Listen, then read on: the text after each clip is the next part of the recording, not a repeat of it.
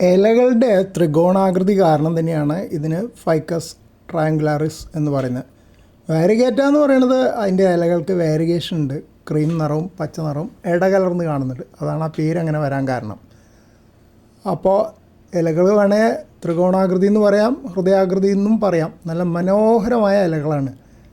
ഇലകളുടെ നടുഭാഗം പച്ച നിറവും വശങ്ങളിൽ ക്രീമോ അല്ലെങ്കിൽ വെള്ളയാവാം. ഇതിൽ ക്രീമാണ് കാണുന്നത്. വീട്ടിനുള്ളിൽ വയ്ക്കാവുന്ന മികച്ചൊരു ഇൻഡോർ പ്ലാന്റാണിത്. അതായത് ജനലിൻ്റെ അടുത്തൊക്കെ വേണമെങ്കിൽ കൊണ്ട് വയ്ക്കാം, അകത്ത് ബാൽക്കണിയിൽ എവിടെയെങ്കിലുമൊക്കെ വയ്ക്കാം.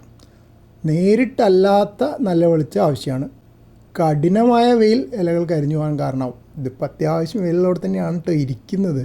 ഇതുവരെ ഇല കരിഞ്ഞിട്ടില്ല. ഇത് മുറ്റത്താണ്, ഇൻഡോറായിട്ടല്ല ഞാൻ വളർത്തുന്നത്. പിന്നെ മിക്ക ചെടികൾക്കും പറയുന്ന പോലെ ചെടിച്ചട്ടിയിൽ മണ്ണ് ഉണങ്ങുമ്പോഴാണ് വെള്ളം നനയ്ക്കേണ്ടത്. അല്ലാണ്ട് ഒരുപാട് നനച്ചു കൊടുത്തു കഴിഞ്ഞാൽ വേര് ചീഞ്ഞു പോകാൻ സാധ്യതയുണ്ട്. പ്രധാനമായിട്ടും മഴക്കാലത്താണ് വരിക. കാരണം നമ്മൾ ചെടിച്ചട്ടിയിൽ അടിയിൽ ദ്വാരമുള്ളതുകൊണ്ട് എക്സ്ട്രാ വെള്ളം ഒഴിഞ്ഞു പോകുമല്ലോ. പിന്നെ മാത്രമല്ല വെയിലത്താണെങ്കിൽ കുറേ ആവിയായിട്ടും പോകും.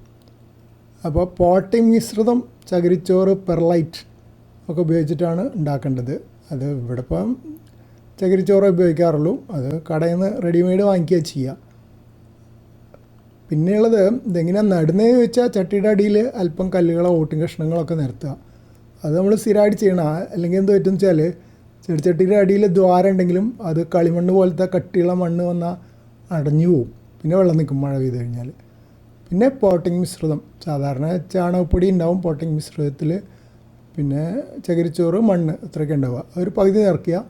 എന്നിട്ട് ചെടി ശ്രദ്ധിച്ചായാലും നടുക. എന്നിട്ട് വേരുകൾ കേടുപറ്റാതെ നോക്കണം. പിന്നെ ബാക്കി മണ്ണും കൂടെ നിറച്ച് അമർത്തി വയ്ക്കുക. ചെടി നട്ട ഉടനെ നന്നായിട്ട് നനയ്ക്കണം. പിന്നെ 2 മാസത്തിലൊരിക്കൽ കടലപ്പിണ്ണാക്ക് കുതിർത്തതോ അല്ലെങ്കിൽ NPK വളമോ നൽകുന്നത് നല്ലതെന്ന് പറയുന്നുണ്ട്. ഞാനിവിടെ NPKയുടെ പൊടി വാങ്ങിച്ചിട്ട് അത് കലക്കി ഒഴിച്ച് കൊടുക്കാറുണ്ട്.